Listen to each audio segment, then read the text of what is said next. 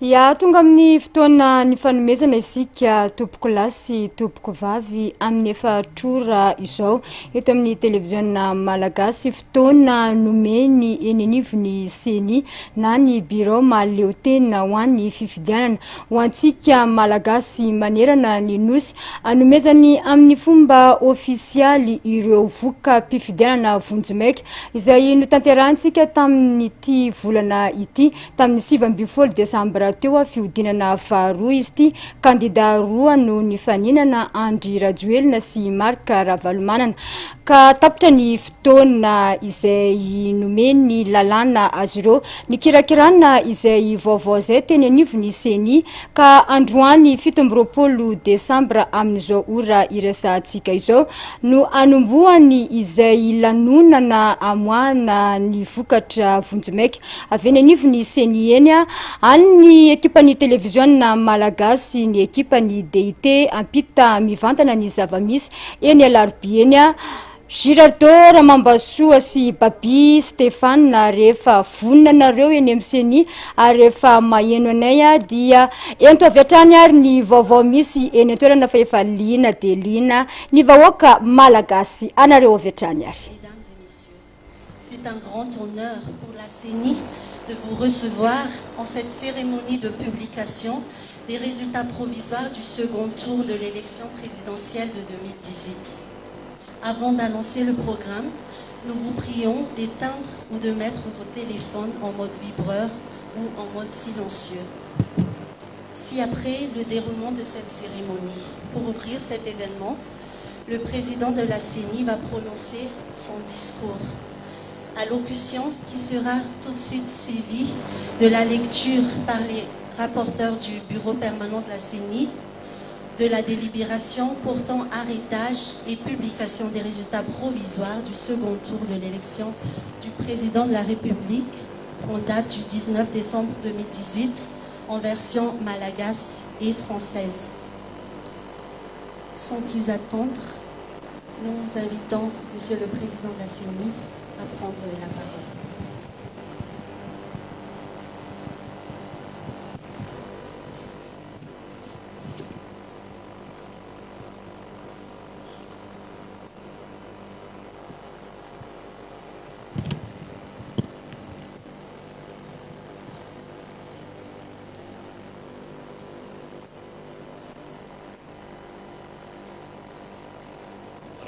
Andriamatoa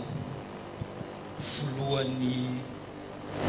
anteny merandoolona mpisotoerana ramatoa médiateur ny république ianareo membre ny gouvernement ianareo mpikambana ato amin'ny birao maharitra ny CENI ianareo mpikambana ao amin'ny androm-panjakana rehetra andriamatoa kandidandry ny Lina Rajoelina sy ramatoa vadiny ianareo maso voam-pirenena sy mpikambana ao amin'ny fianakaviam-be iraisam-pirenena ianareo mpanara-maso fifidianana ianareo namana mpiara-miasa rehetra tompolahy sy vavy asa jambarafozana ny raharam-pifidianana satria raha mirindra sy milamina dia tahaka ny mandeha ho azy fa raha misy ny mandringa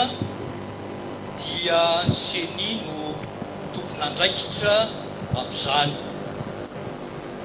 tsy mitaraitana miepaka nefa izahay fa manaiky hiantsoroka an'izany amin'ny mpitiavana miasa andro manalina mba hiarovana ny firenetsika tsy hiotsaka any amin'ny korotana ampanetretena tanteraka no ilazako eto amin'ny mahafoloan'ny CENI ny tenako fa ny androm-panjakana izay tarihako dia voarafitra olona vanina sy tia tanindrazana tsy ny seny no olana eto amin'ny firenetsika fa ny fifankahalana sy ny tsy fifankatiavana izay manjaka ao am-potsika. Ny olana dia tsy ny finiavatsika ampanjaka ny tombontsoa manokana eo anatrehany tombontsoan'ny malagasy 420 tapitrisa. Ny olana dia ny alatsika amin'ny sotoavina navelan'ireo razantsika sy ny fahamarinana, verezantsika alakalam-bola, tsika alakala-pihavanana. Eto dia miangavy anareo zahay, aoka re hijanona ny fanaratsiana sy ny fanenjehana ny senie. Aoka sika hiara-mahatsapa fa andry anankiray lehibe hiarovana ny firenetsika tsy hirodana ny senie. Izahay dia tsy natao hiarovana tombontsoa manokana fa kosa hiaro ny tombontsoa ny vahoaka malagasy tsy rakovola. Tiana ihany koa ny manolotra etaona fa ny senia dia tsy manana solotena any amin'ny birao-pifidianana. Ny vahoaka mpifidy ireo mpanara-maso, ireo olobe any atoerana ary ireo solotena ny kandida no any. Ny anjara asan'ny senia dia ny manangona sy mandrafitra ny voaka-pifidianana amin'ny alalan'ireo fitanana-tsoratra mivoaka isan'ny birao-pifidianana. Noho izany, raha misy madilana avy any amin'ny birao-pifidianana dia aoka samy andray ny andraikitra tandrify azy ny rehetra fa aza daboka aty aminay izany. Nanao soniny fitanana-tsoratra ny mpisolotenantsika ary nanaiky ny fizotra ny fifidianana matoa tsy nanao fanambarana na fanakianana tan-tsoratra. Ho fanajanany mangarahara dia saiky nanaiky hatrany ny fangatahan'ireo kandida zahay. Ny kandida ray nangataka ny fiaraha-mitsirika ny logiciel vita soamantsary zany mba hiverenany ny fampitokisana. Ny kandida ray kosa nangataka ny fitsiriana sy ny fampitoviana confrontation ireo atotan-taratasy avy any amin'ny birao-pifidianana. Ny ekeny zany mba hivoahan'ny marina sy ahazona fitonina na dia tsy nanana atotan-taratasy ho fampitoviana aza ireo mpangataka. Ankehitriny kosa nefa mba hitandrotsika ny filaminana sy arovantsika ny fandriam-pahalemana dia toerina etoana ny fampiasana ny vokatra izany fahalalahana nomena izany amin'ny fanakorontanana ny lamina napetraka sy ny zotra-pifidianana eto Madagasikara. Manana fitsarana mahefitsika ahafahantsika mitondra izay rehetra heverintsika ho fandikan-dalàna ao anatin'izao rehetra izao. Mahatoky ny fahendreny zany androm-panjakana fototra izany sika menakavy ary izany no hatongavantsika ao anaty famindram-pahefana mirindra sy milamina. Ankehitriny dia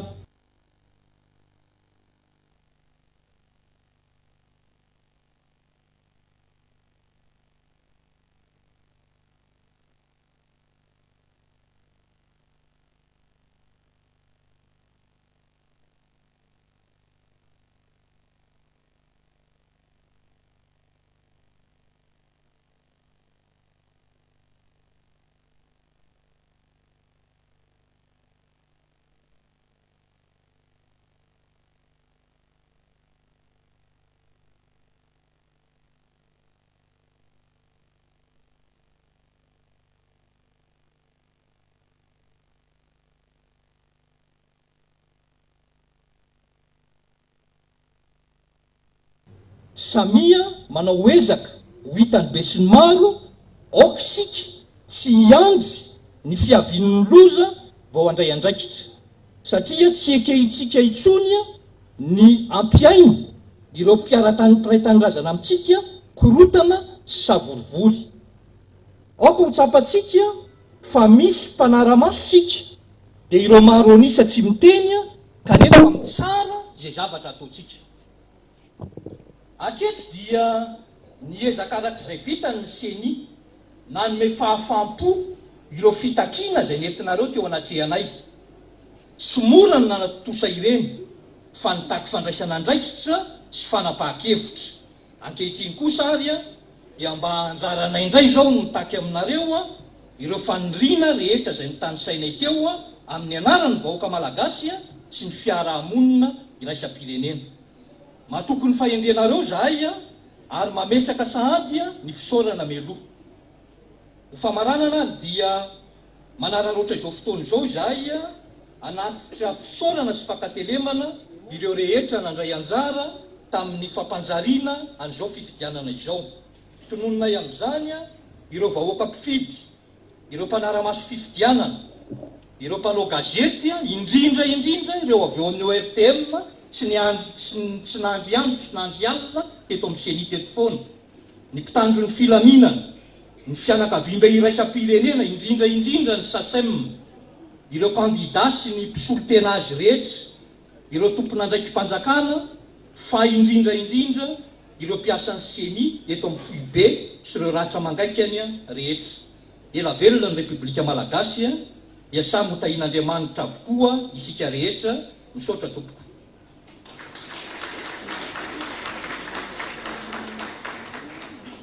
Misaotra tompoko. Excellences, mesdames et messieurs, la gestion du processus électoral est une lourde responsabilité, un sacerdoce. Quand ça marche, c'est tout naturel.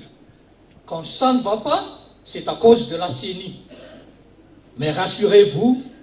la CENI est là pour tout assumer. La CENI est là pour travailler jour et nuit. Et la CENI est là pour veiller à ce que nos compatriotes aient la paix après ce processus électoral. En toute humilité, et le moins que je puisse dire en tant que président de la CENI, c'est que la CENI Madagascar est composée principalement de citoyens responsables qui aiment profondément leur patrie. Le problème de ce pays, ce n'est pas la CENI, mais la haine et l'inimitié qui règnent dans nos cœurs. Le problème, ce sont les intérêts particuliers que nous voulons préserver au détriment des intérêts des 24 millions de Malgaches. Le problème, c'est notre déviation vis-à-vis de nos valeurs ancestrales et de la vérité. Maintenant, nous vous conjurons de cesser les campagnes de dénigrement à l'encontre de notre institution, qui est un pilier pour sauvegarder notre pays de la dérive. Nous ne sommes pas là pour servir des intérêts particuliers, mais l'intérêt du peuple malgache. Ce qu'il faudrait aussi souligner ici, c'est que la CENI n'était pas représentée dans tous les bureaux de vote de Madagascar. Ce sont les électeurs, les observateurs, les notables locaux et les représentants des candidats qui étaient là-bas. Notre attribution, c'est de collecter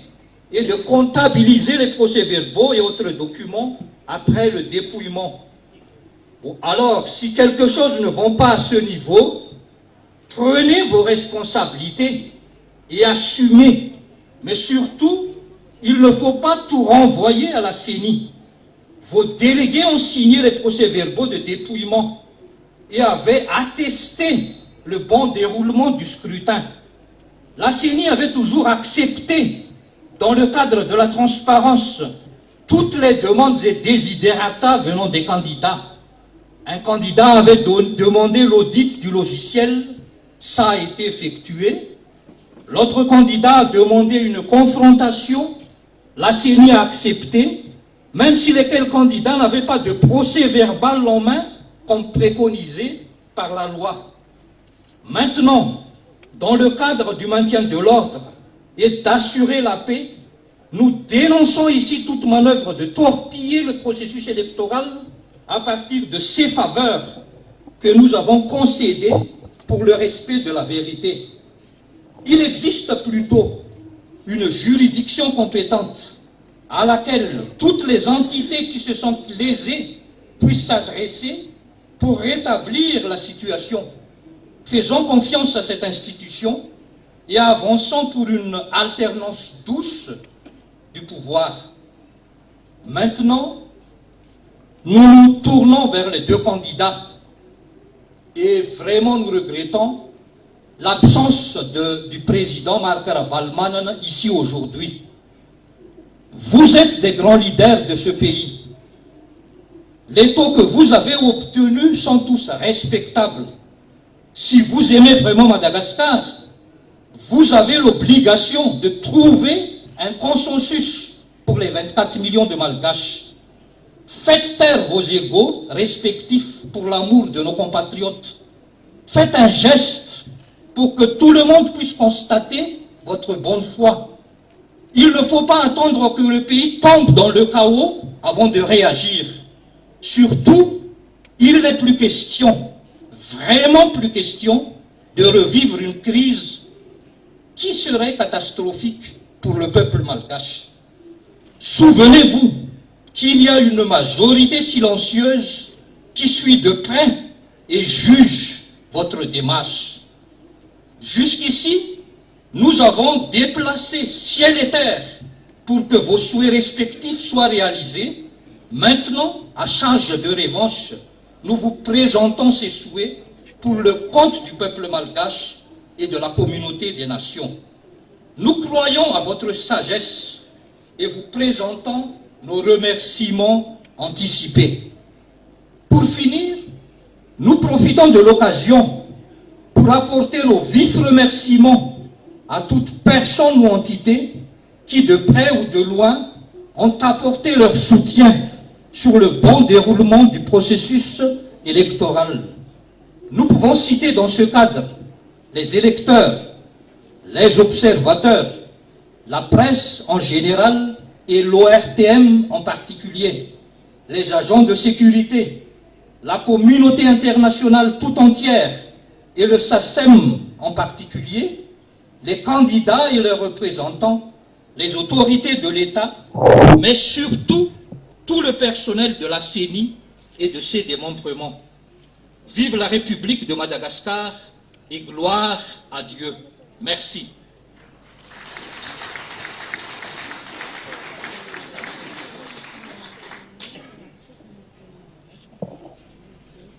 Fisoratsika Andriamatoa filohan'ny seniny amin'izay lahateny izay. Izao dia hiditra amin'ny famakiana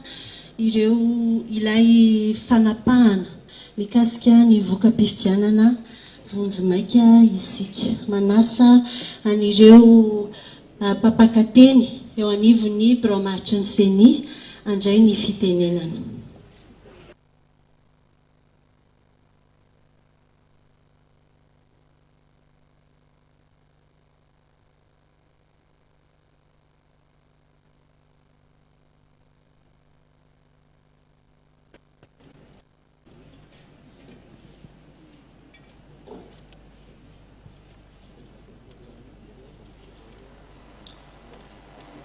Voamera-pirenena maro tena misahana fifidianana. Fanapahan-kevitra larana fa aotra valo amby efapolo. Bara seni, bara D, bara valo ambin'ny folo sy roa arivo. Amerana sy amoahana ny vokatra vonjimaika amin'ny fiodinana faharoa amin'ny fifidianana filohan'ny Repoblika natao ny 7 Desambra valo ambin'ny folo sy roa arivo. Ny voamera-pirenena maro tena misahana fifidianana. Araka ny lalam-panorenana, araka ny lalàna fehizoro, larana fa valo ambin'ny folo sy roa arivo, ohatrohatra valo, tamin'ny faraika ambin'ny folo ny volana May,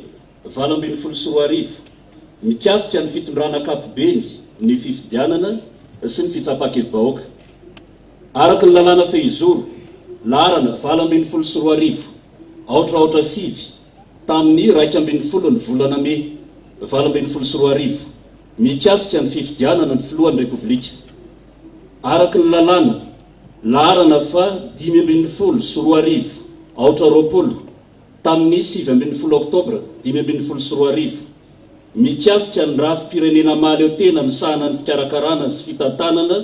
ny raharam-pifidianana antsoina hoe voamiram-pirenena maly eo tena misahana ny fifidianana araka ny didim-panjakana laharana fa 2024 7 tamin'ny 20 oktobra 2024 nasiam-panovaniny didim-panjakana laharana 2024 4 tamin'ny 2 novambra 2024 sy ny didim-panjakana laharana 4 tamin'ny 9 jolay 2024 anamarinana ny fanendrena sy ny fifidianana ireo mpikambana anatin'ny rafitry maharitry ny voamiram-pirenena maly eo tena misahana ny fifidianana araka ny didim-panjakana laharana fa 7 tamin'ny 7 jona 2024 mametra ireo fepetra fampiarana ny andinin'ny sasatsasany amin'ny lalàna fehizoro laharana 7 aotraotra tamin'ny 12 Mey 2024 mikasika ny fitondrana ankapobeny fifidianana sy ny fitsapakevy-bahoaka araka ny didim-panjakana laharana 7 tamin'ny 7 jona 2024 anakana ny mpifidy amin'ny fifidianana ny filohan'ny repoblika milohan'ny fotoana araka ny didim-panjakana laharana 7 tamin'ny 7 jona 2024 mametra ny fomba fikarakarana ny fifidianana ny filohan'ny repoblika milohan'ny fotoana araka ny didim-panjakana laharana 7 tamin'ny 3 novambra 2024 mametra ny fomba fikarakarana ny fiodinana faharoa amin'ny fifidianana filohan'ny repoblika milohan'ny fotoana araka ny didim-panjakana laharana 1 tsipika HCC AR tamin'ny 19 novambra 2024 anambarana ny vokatra ofisialy ny fiodinana voalohany amin'ny fifidianana filohan'ny repoblika natao ny 7 novambra 2024 araka ny fanapahana laharana fa 9 HCC D3 tamin'ny 12 aogostra 2024 amerana ny lisitra raikitry ny kandida amin'ny fiodinana voalohany ny fifidianana filohan'ny repoblika ny 7 novambra 2024 araka ny fanapahan-kevitra laharana fa aotraotra ray CENI D 2024 tamin'ny 7 oktobra 2024 nasiam-panivana araka ny fanapahan-kevitra laharana fa aotra 4 CENI D 2024 tamin'ny 20 aprily 2024 ny fanapahan-kevitra laharana fa aotraotra roa CENI D 7 tamin'ny 7 novambra 7 febroary 2024 ny fanapahan-kevitra laharana aotra CENI D 7 tamin'ny 4 Mey 2024 sy ny fanapahan-kevitra laharana aotra CENI D 2024 tamin'ny 12 janoary 2024 mikasika ny fitsipika anatin'ny voamiram-pirenena maly eo tena misahana ny fifidianana araka ny fanapahan-kevitra nasiam-panivana laharana aotra CENI D 2024 tamin'ny 7 oktobra 2024 mikasika ny fifidianana ireo mpikambana anatin'ny birao maharitry ny voamiram-pirenena maly eo tena misahana ny fifidianana araka ny fanapahan-kevitra laharana fa aotra 17 CENI D 2024 tamin'ny 20 oktobra 20 aogostra 2024 nasiam-panivana araka ny fanapahan-kevitra laharana aotra 17 CENI D 2024 tamin'ny 13 oktobra 2024 amerana ny lisitra sy ny toerana misy ireo birao fandatsaham-bato ho an'ny fifidianana ny filohan'ny repoblika araka ny fanapahan-kevitra larana fa 20 bara seni bara d bara 20 sy 20 tamin'ny 3 septambra 20 sy 20 nasiam-panivana araka ny fanapahan-kevitra larana aotra 20 bara seni bara d bara 20 sy 20 tamin'ny 9 novambra 20 sy 20 amerana ny foibe sy ny firafitra ny sampana mpanisa vato ao amin'ny voamera-pifidianana eo anivon'ny distrika araka ny fitanana tsoratra ny fitsarana tampony mikasika ny fianianan'ireo mpikambana ao amin'ny voamera-pirenena mahaleotena misahana ny fifidianana araka ny fitanana tsoratra larana fa aotra ray bara seni bara pv tamin'ny 7 oktobra 5 sy 20 mikasika ny fivoriam-be voalohany voamera-pirenena mahaleotena misahana ny fifidianana araka ireo atao tantaratasy fifidianana sy ny fitanana tsoratra avy amin'ny biro-pifidianana sy ny sampana mpanisa vato ny momba ny fahefan'ny voamera-pirenena mahaleotena misahana ny fifidianana mikasika ny famerana sy ny famoahana ny voka-pifidianana vonjomaika amin'ny fifidianana filohan'ny repoblika satria araka ny voalaza ny andininy fa 7 ny lalàna larana fa 5 sy 20 aotra 20 tamin'ny 7 oktobra 5 sy 20 mikasika ny rafi-pirenena mahaleotena misahana ny fikarakarana sy ny fitantanana ny raharaham-pifidianana antsoina hoe voamera-pirenena mahaleotena misahana ny fifidianana dia anisan'ny andraikitra ny mpikarakara fifidianana ny fikirakirana ny voka-pifidianana vonjomaika satria ho an'ny mahakasika ny fifidianana ny filohan'ny repoblika arak'izay voalaza ny andininy fa 1 ny lalàna fehizoro larana 20 sy 20 aotra valo tamin'ny 1 me 20 sy 20 mikasika ny fitondrana kapibeny ny fifidianana sy ny fitsapan-kevy-bahoaka mandefa any amin'ny voalaza ny lalàna fehizoro lalana 20 sy 20 aotra sivy tamin'ny 1 me 20 sy 20 mikasika ny fifidianana ny filohan'ny repoblika ary koa araka ny voalaza ny andininy fa 7 ny didim-panjakana larana fa 20 sy 20 5 sy 9 tamin'ny 3 novambra 20 sy 20 mametra ny fomba fikarakarana ny fiodinana faharoa amin'ny fifidianana ny filohan'ny repoblika milohan'ny fotoana dia manome andraikitra ny voamera-pirenena mahaleotena misahana ny fifidianana ikirakira ny voka-pifidianana vonjomaika ny fiodinana faharoa amin'ny fifidianana filohan'ny repoblika tamin'ny 7 desambra 20 sy 20 ny momba ny feham-potoana ikirakirana ny vokatra vonjomaika eo anivon'ny voamera-pirenena mahaleotena misahana ny fifidianana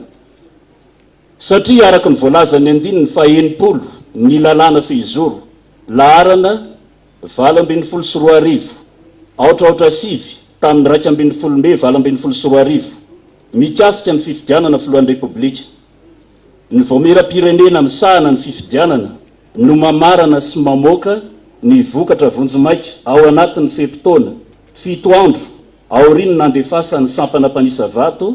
ny valopy mihidy na ny nanaovany fitanana tsoratra ny tsy fahatomombanana satria ny andalana voalohany amin'ny andininy fa 7 amin'ny io lalàna io ihany dia milaza fa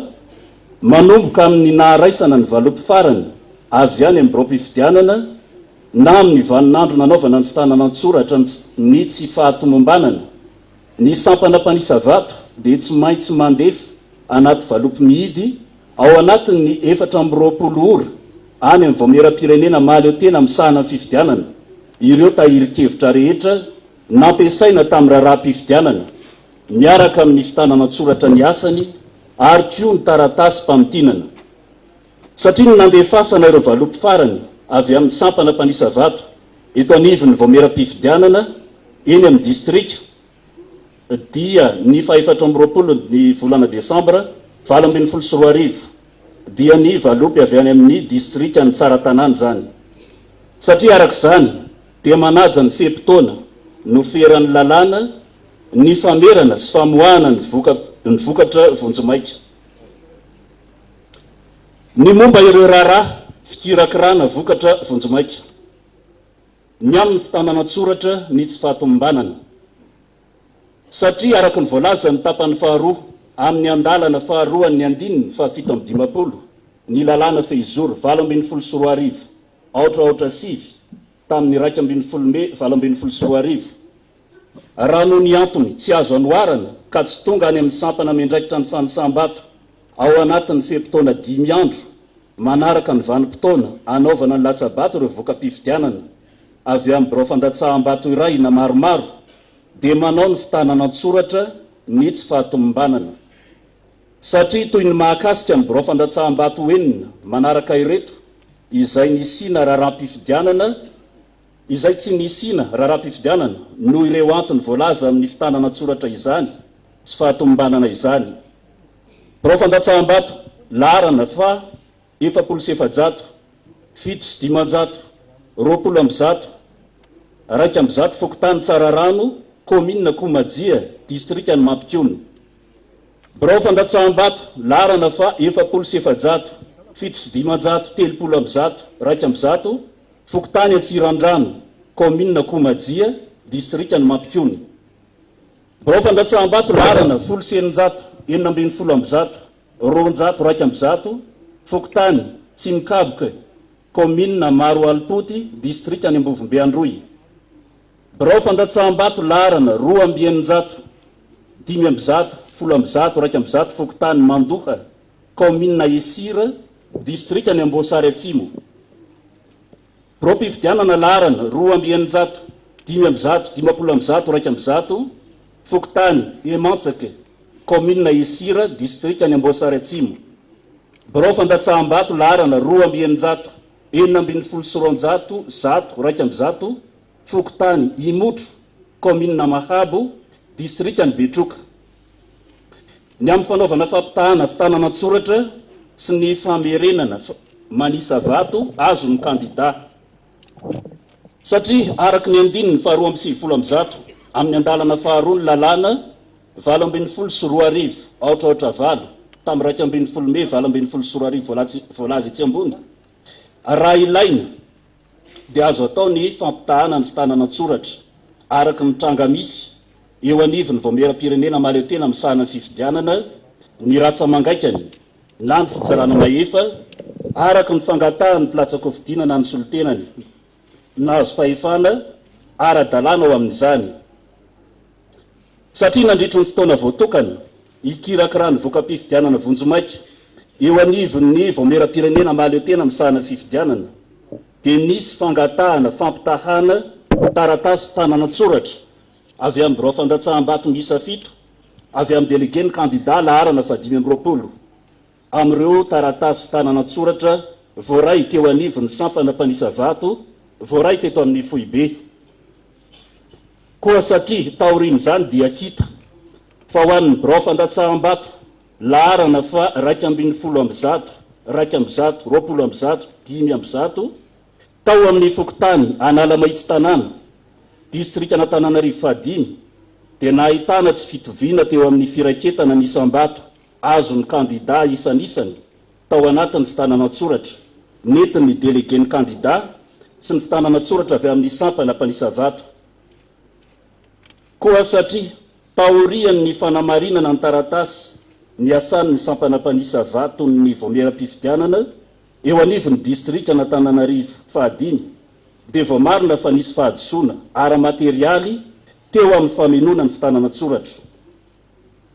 koa raha tokony ho 490 ny sambato ny kandida laharana 7 dia ny famadika tamin'ny vato azo ny kandida laharana 520 izay tokony ho iraika amby 20 zany satria nefa fahadisoana ara-materialy tsy misy fisalasalana izany ny fanotsiana dia natao nandritry ny fikirakirana ny vokatra ary isotonana ny sainy ny fitsarana mahefa izany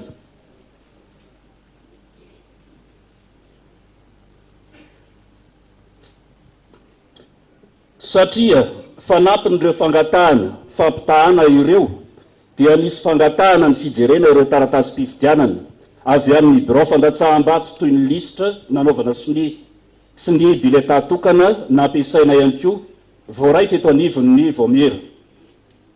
koa satria tsy milaza ninninona ny didy amandalàna mikasika izany kanefa noho ny fangararana irery any dia noeken'ny vomiera ny anatotosana izany. Ny amin'ny fampiasana fitaovana manao dika mitovy ny fitanana tsoratra.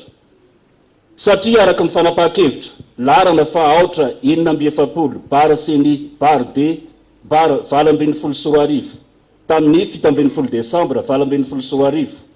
mikasika ny fitanana tsoratra ny raha-pifidianana ampiasaina ho an'ny fikirakirana ny fironan'ny voka-pifidianana vonjimaiky ho an'ny fiodinana faharoan'ny fifidianana filohan'ny repoblika eo anivon'ny vomiera dia tapaka teo ampivorimbe fa nidika mitovy ny fitanana tsoratra ho an'ny vomiera-pifidianana eny anivon'ny distrika no ampiasaina amin'izany mba anafanganana ny fikirakirana. Satria na izany aza miatomboka amin'ny naharaisana ireo atotataratasy mirakitra ny vokatra avy any amin'ny sampana mpanisa vato dia mikirakira ny vokatra amin'ny alalan'ireo avy hatrany ny vomiera ary manao fampitahana ihany koa ireo vokatra azo avy amin'ny dika mitovy sy ny fitanana tsoratra an-taratasy. Ny amin'ny vokatra ny fanisana vato eny anivon'ny vomiera-pifidianana eny amin'ny distrika sy ny fanamarinana ny mampitombona ny kajy mandritry ny fikirakirana vokatra vonjimaika. Satria ho fampiarana ny voalazany andiny ny fahafito amin'ny 50 voalaza etsy ambony. Ny asan'ny sampana mpanisa vato dia voafetra amin'ny fanamarinana ireo tsy fanarahan-dalàna ao anatin'ny valopy sy ny fahamarinan'ny kajy anefa tsy ahafahana manao fanitsiana ny voka-pifidianana. Satria noho izany dia nivoaka tamin'ny fanadihadiana ireo asan'ny sampana mpanisa vato ny tsy mampitombona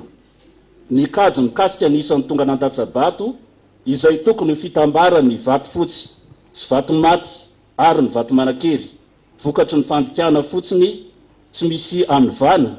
ny voarakitra anaty fitanana tsoratra avy amin'ny birao fandatsaham-bato.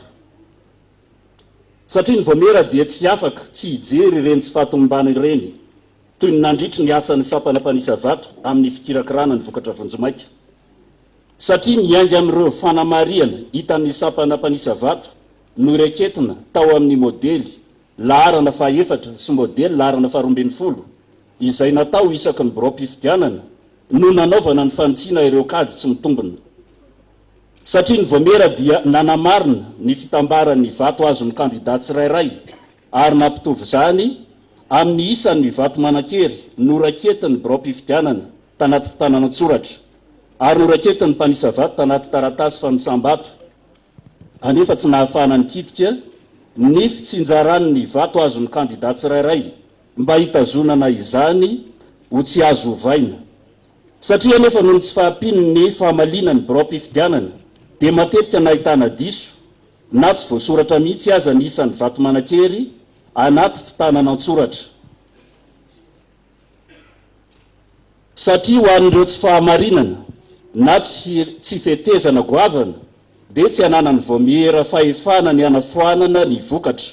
izay fahefana feno ny fitsarana avim-balalapanindrenana.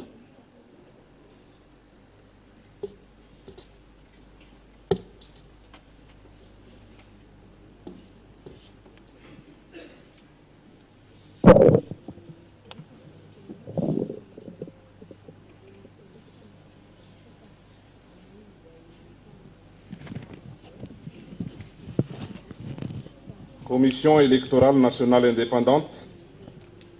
délibération numéro 048, bar CENI, bar D, bar 2018, portant arrêtage et publication des résultats provisoires du second tour de l'élection du président de la République en date du 19 décembre 2018. La Commission électorale nationale indépendante, vu la Constitution, vu le texte législatif et réglementaire précédemment énuméré en langue malgache, sur la compétence de la Commission électorale nationale indépendante relative à l'arrêtage et à la publication des résultats provisoires de l'élection du président de la République, considérant qu'au terme de l'article 38 de la loi numéro 2015-020 du 19 octobre 2015 relative à la structure nationale indépendante chargée de l'organisation et de la gestion des opérations électorales dénommée Commission électorale nationale indépendante, le traitement des résultats provisoires des élections et de l'attribution de l'administration électorale. En ce qui concerne l'élection du président de la République, suivant les dispositions de l'article 191 de la loi organique numéro 2018-008 du 11 mai 2018 portant régime général des élections et des référendums renvoyant aux dispositions de la loi organique numéro 2018-009 de la même date relative à l'élection du président de la République,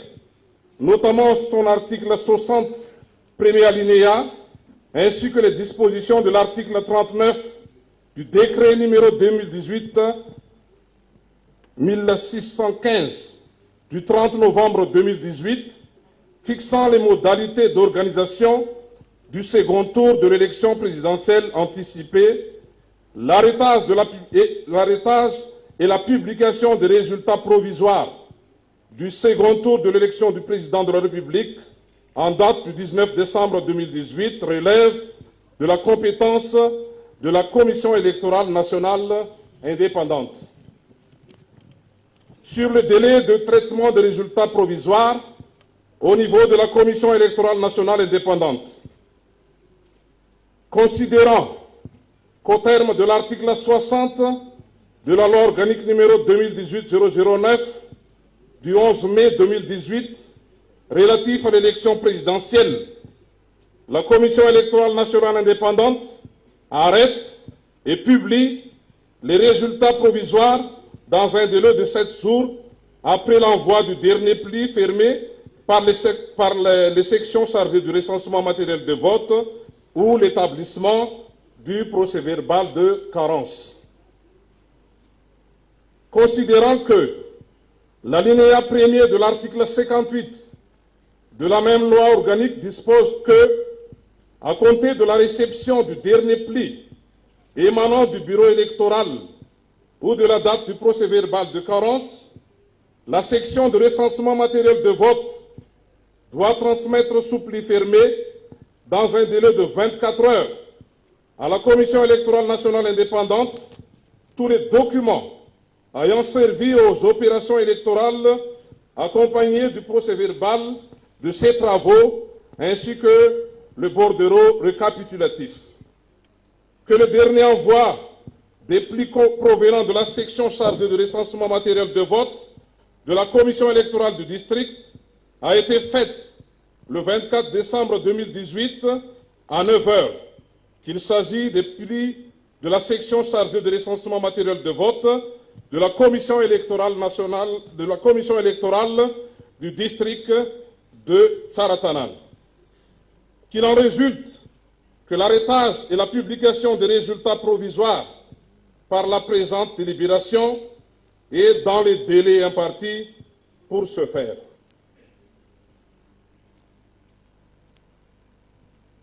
Sur les opérations proprement dites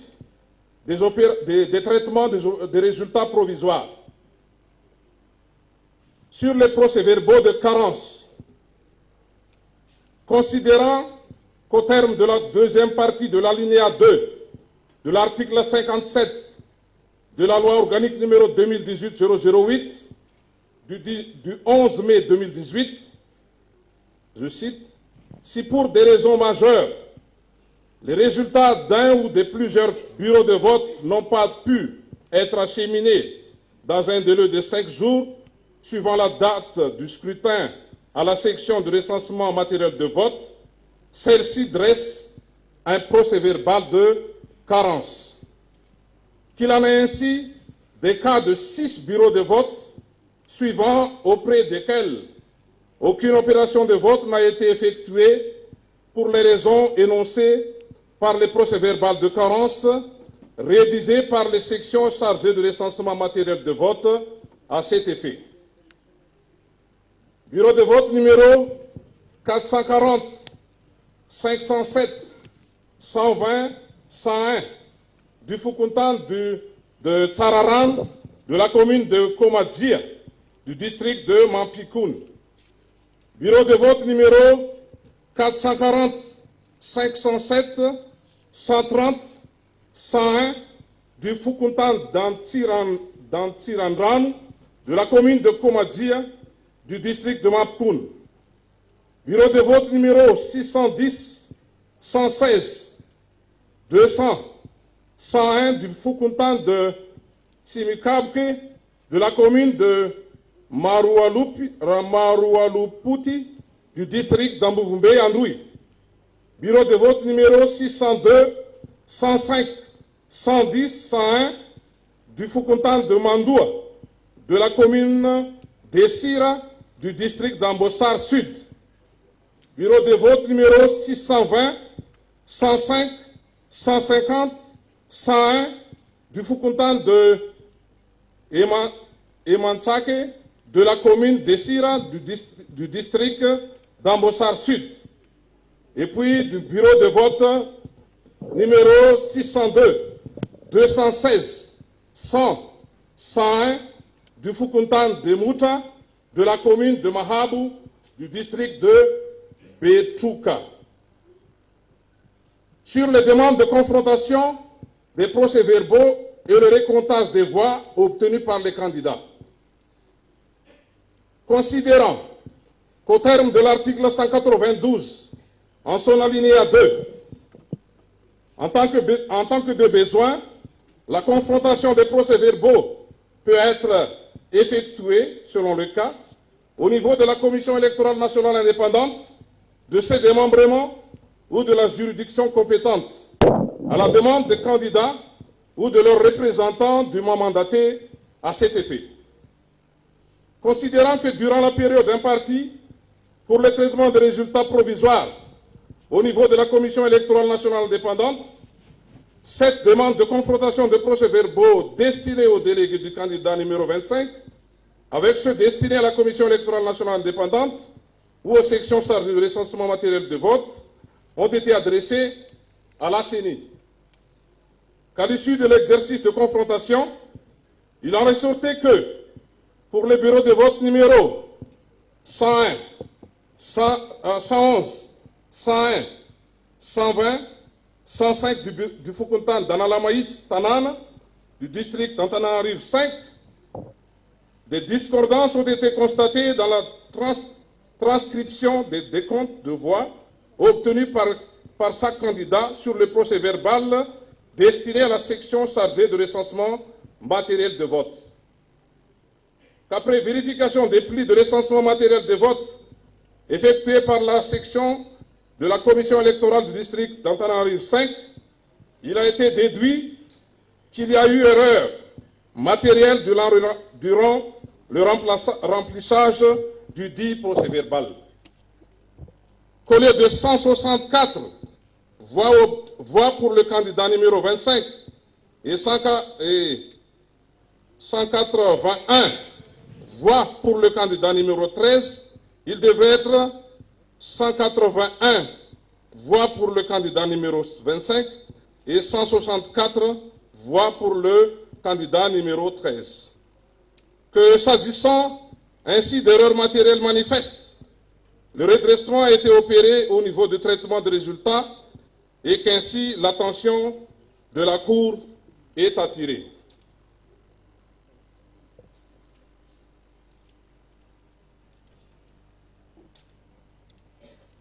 Considérant qu'en sus de ces demandes de confrontation de procès-verbaux, la Commission électorale nationale indépendante a également reçu des demandes de consultation des autres documents électoraux tels que les listes d'émargement et les bulletins uniques utilisés dans certains bureaux de vote. Que malgré le silence de texte en la matière, dans un souci de transparence uniquement, la Commission électorale nationale indépendante a donné suite favorable à de telles requêtes. Sur le recours au système de scanning des procès-verbaux, considérant que, par délibération numéro 046/2020 CENI-D-2018 du 17 décembre 2018 relative aux procès-verbaux des opérations électorales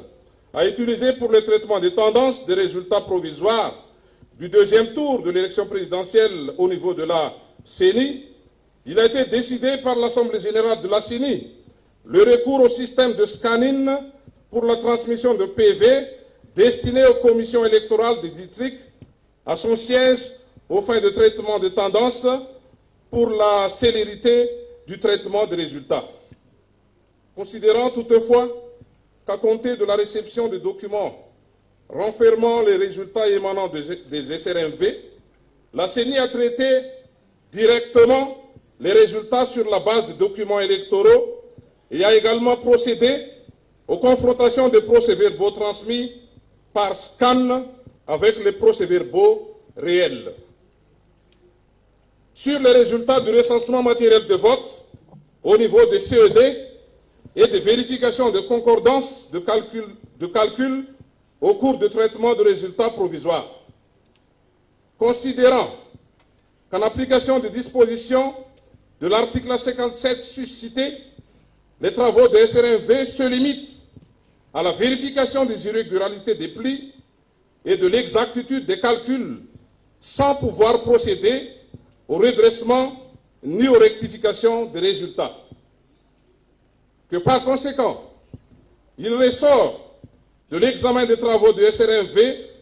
des discordances de calcul entre le nombre de votants et la somme du nombre de bulletins blancs et nuls, ainsi que du nombre de suffrages exprimés, transcription fidèle du contenu des procès-verbaux provenant du bureau de vote. Considérant qu'à la différence du recensement matériel de vote, la CENI ne peut ignorer ces discordances pour la cohérence des résultats provisoires. Que sur la base des irrégularités relevées par la SRMV sur les modèles numéro 4, fiche d'inventaire, et 12, fiche de vérification de décompte, établie par bureau de vote, ainsi que sur la base des plis provenant du bureau de vote, elle a procédé au redressement des calculs inexacts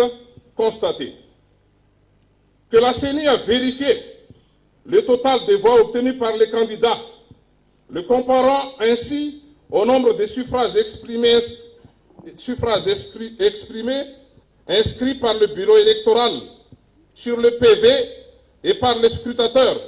sur les feuilles de dépouillement et de pointage, sans toucher à la répartition des voix obtenues par les candidats, telle qu'a été effectuée au niveau du bureau électoral et en la gardant intangible. Eu égard à l'insuffisance de diligence des bureaux électoraux, la transcription du nombre de suffrages exprimés sur le PV est parfois entachée d'erreurs ou a été complètement omise.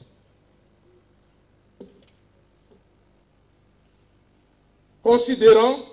que pour les discordances et anomalies flagrantes, la CENI, n'ayant pas le pouvoir d'annulation, laisse à la Haute Cour constitutionnelle, juridiction électorale compétente pour la proclamation des résultats définitifs, l'exclusivité du pouvoir d'annulation totale ou partielle des résultats au niveau des bureaux de vote concernés.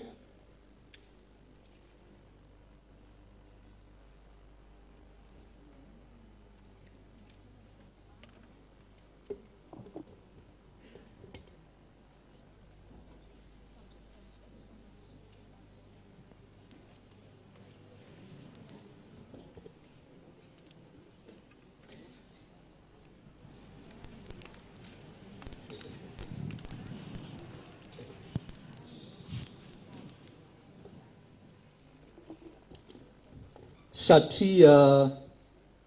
noho izany rehetra zany que de tout ce qui précède eo amin'ny fivorim-be en assemblée générale dia manapa-kevitra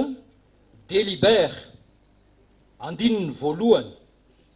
ho fampiarana ny voalaza ny andininy fa enimpolo ny lalàna fehizory laharana fa 7 tsipika ohatraohatra sivy tamin'ny 2 Mey 7 mikasika ny fifidianana ny filohan'ny repoblika dia faranana toy izao manaraka izao manerana ny taniny repoblika ny vokatra vonjimaika ny fihodinana faharoa amin'ny fifidianana ny filohan'ny repoblika natao ny 7 décembre 7 Article 1er. En application des dispositions de l'article 60 de la loi organique numéro 2018-009 du 11 mai 2018 relative à l'élection du président de la République sont arrêtés comme suit sur toute l'étendue du territoire de la République les résultats provisoires du second tour de l'élection du président de la République en date du 19 décembre 2018. Isan'ny voasoratra anarana 7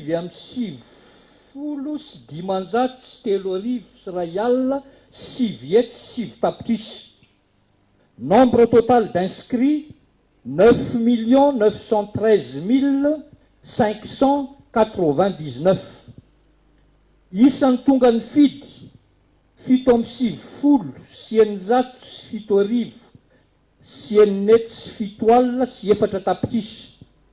4 767 697, le nombre total des votants.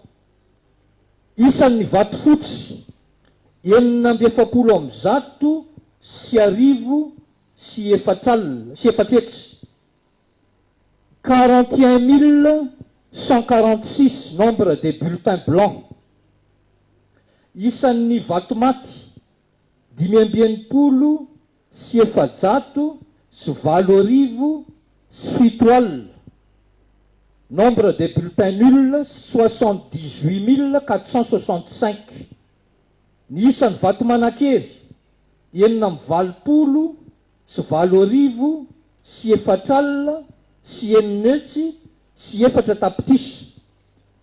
Nombre de suffrages exprimés 4 648 086. Tahampandraisana anjara 7 faingo 8 isanjato. Taux de participation 48,09%. Ny fitsinjaran'ny vato azon'ny candidat tsirairay avy. Répartition des voix par candidat. Le candidat numéro 13, Monsieur Rajuel Andrinirina, 10 telopolo 7 7 10 roa tapitrisa 55,66%. 10 faingo 9 isanjato. Le candidat numéro 13, Rajuel Andrinirina, nombre de voix obtenues 2 587 035, 55,66%. Ny candidat laharana fa 520 Andriamatoa Ravalomanana Marika, ny vato azony iraika amin'ny 50 sy 9 sy roa tapitrisa 470 faingo 430 isanjato. Pour le candidat numéro 25, Monsieur Ravalomanana Marika, 2 061 051, 44,34%. Andininy faharoa ireo vokatra vonjimaiky isaky ny birao fandatsaham-bato dia atovana amin'ity fanapahan-kevitra ity. Article 2. Les résultats provisoires par bureau de vote sont annexés à la présente délibération. Andininy fahatelo ity fanapahan-kevitra ity dia alefa miaraka amin'ny tovana voalaza etsy ambony any amin'ny fitsarana avo momba ny lalam-panorenana ary avoaka amin'ny gazety mpanjakana ny Repoblika Malagasy dia nanaraka ny sonian'ireo mpikambana ao anatin'ny Braumaharitra. La présente délibération, accompagnée de son annexe visée à l'article précédent, sera transmise à la Haute Cour constitutionnelle et publiée dans le journal officiel de la République de Madagascar et suivent les signatures des membres du bureau permanent. Merci.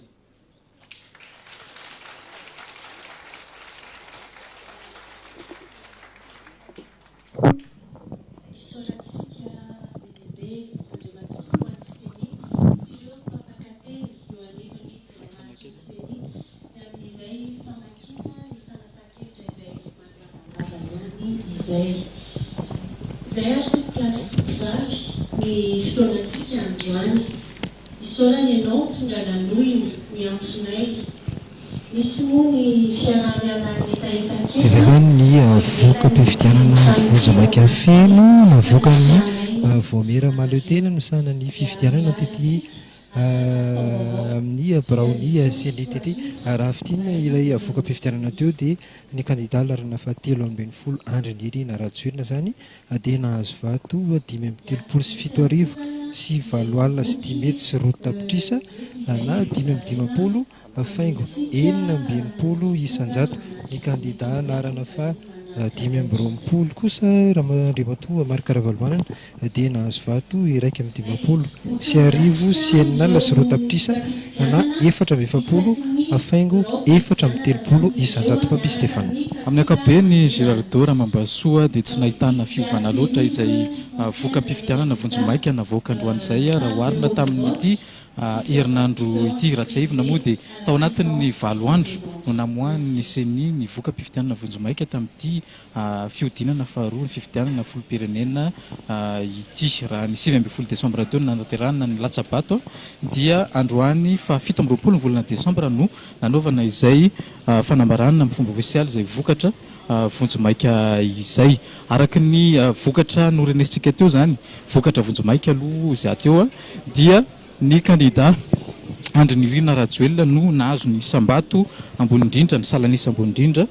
ary ny manarakaraka azy eo moa ny candidat larina fa 5.20 Marc Ravalomanana.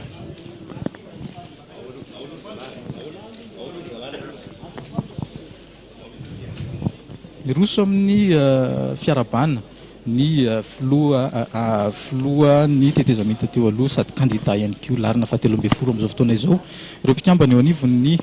voamera-pirenena maleo tena misahana ny fifidianana taorinana izay famohanana ny vokatra vonjimaika ny fifidianana filoham-pirenena izay.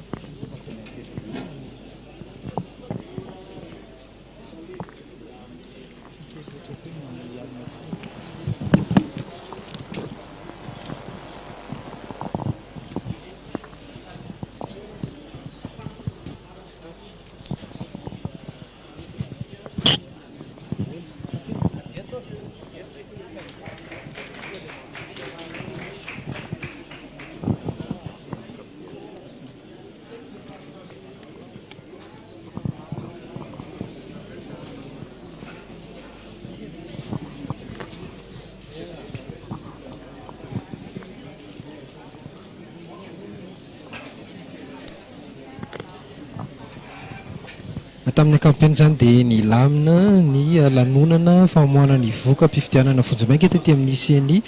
tamin'ity androany ity tsara mampatsiahy antsika mpanaraka ny télévision malagasy fa ny candidat larana fa 7.20 Andry Nirina Rajoelina no tonga tety amin'ny CENI tety ary tsy tazana tety kosa ny candidat larana fa 5.20 Andriamatoa Marc Ravalomanana. Tamin'ny fiafaran'ny lanonana teo dia niroso tamin'ny fampin'ny fiarabana ny candidat Andry Nirina Rajoelina izay nibatany fandresena aloha raha ty vokatra vonjimaika ity Papi Stéphane ireo mpikambana avy eo anivon'ny CENI sy ireo manam-pahefana izay tonga teto alarobia teto. amin'ny ankapobeny gérateur Mambasoa dia lamima ny fikarakarana tamin'ny tia lanonana izay namoanana ny voka-pifidianana Vonjimaika ny fifidianana filoham-pirenena dingana faharoa ny fifidianana filoham-pirenena izay natao dia ety amin'ny foibeny ny CENI ety Alarobia tamin'ity tolakandro ity. Raha ny zava-nisy moa amin'ny ankapobeny dia tazana teto ny kandida laharana 70 Andrinirana Rajoelina narany ireo mpanaradia azy teo ihany koa ny soliteny ao anivon'ny gouvernemanta ny filohana andrim-panjakana izay ahitana ny filohan'ny antenimiran-doholona ny eo ihany koa ny mpiambana sasatsasany eo anivon'ny antemera-pirenena sy ny antemera-doholona saingy ny zavatra banga tety zany dia tsy nahitana ny kandida laharana 520 Marc Ravalomanina, tsy nahitana ihany koa ny mpanaradia azy, tsy nisy zany ny solitena azy teto amin'ity lanonana izay notanterahana androany ity. Manomboka eto zany dia eo an-tanany fitsarana avo momba ny lalam-panorenana ny fandraisana ny vokatra sy andidy sy anapaka makasika izay. Marina tokoa zany Papi Stefana satria araka ny lahateny nataon'ny filohan'ny CENI teo dia tsy manana fahefana handray fanapahan-kevitra manoloana an'ireo fitorinana fitarainana ry zareo tety anivon'ny CENI fa dia eny anivon'ny fitsarana avo momba ny lalam-panorenana zany no afaka mandray izay fanapahan-kevitra makasika ny fitorina izay dia hitodika eny amin'ny fitsarana avo momba ny lalam-panorenana indray zany ny masontsika rehetra eto Madagasikara dia izay ihany koa no entinay mamarina ny famitana ny vantana tety amin'ny CENI tety Alarobia asa raha mbola manankamaro ianao Papi Stefana. Ny ambara farangama dia mandrapitafa ho antsika rehetra veloma tompoko. Veloma tompoko.